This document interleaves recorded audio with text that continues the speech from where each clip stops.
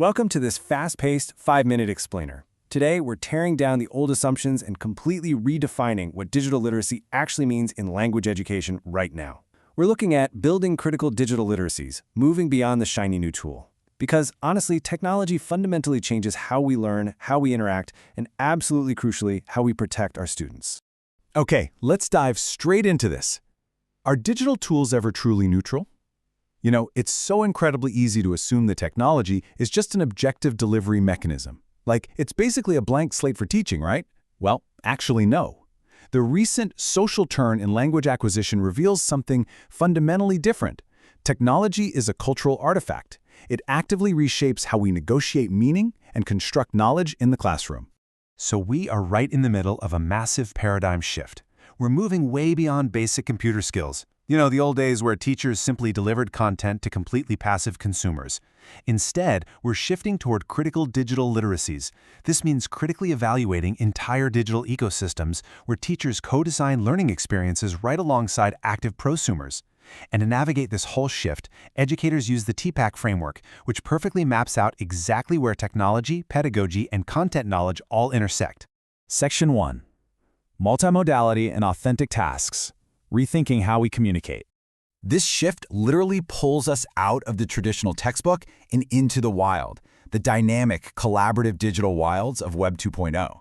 And this introduces us to a completely new reality, the prosumer.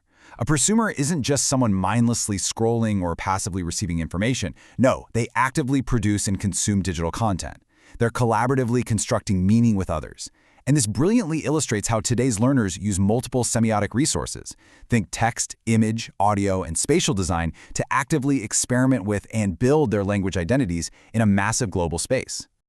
To really understand how learners manipulate these awesome new multimodal tools to negotiate meaning, we look at two core processes.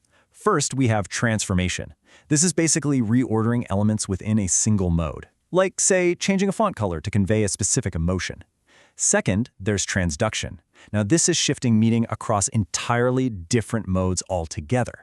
Think about turning a standard written essay into a fully voiced, highly visual video. But how do we actually harness these skills in the classroom? Well, we use technology-mediated task-based language teaching. That's a mouthful, but it simply means instruction has to be meaning-focused, learner-centered, and totally grounded in real-world digital processes. It's really about letting authentic digital problem-solving drive your curriculum. We're not just taking an old grammar worksheet and slapping it on a screen. Let's move to Section 2, AI, Bias, and Digital Well-Being, the Hidden Ecosystems. Now that we understand the power of these tools, let's hit the brakes for a second and look at the broader picture. Because the truth is, algorithms represent the world based on the historical data they were originally trained on. And what does that mean? It means they can totally reproduce systemic biases. AI and data-driven systems, for instance, are predominantly trained on standard English varieties. Because of that, they frequently struggle with linguistic and cultural diversity, completely missing the mark and evaluating it improperly. Now, what's really interesting about this concept is how it plays out in a real classroom. Consider Marco's teaching scenario. Some students, particularly those with multilingual backgrounds or non-standard dialects, consistently receive lower scores. See, Marco implemented an AI writing assistant only to find that it was falsely flagging and penalizing the totally authentic, creative work of his diverse language learners. The tool was actually working against them. And this brings us to another hidden tension, the panoptic effect. This happens when sustained monitoring causes students to literally suppress their freedom of expression because they're terrified of constant observation. There's a really delicate balance here, you know? We have to carefully weigh the necessary digital safeguarding to protect students from online harm against the kind of intrusive surveillance that can accidentally compromise a learner's psychological integrity and autonomy.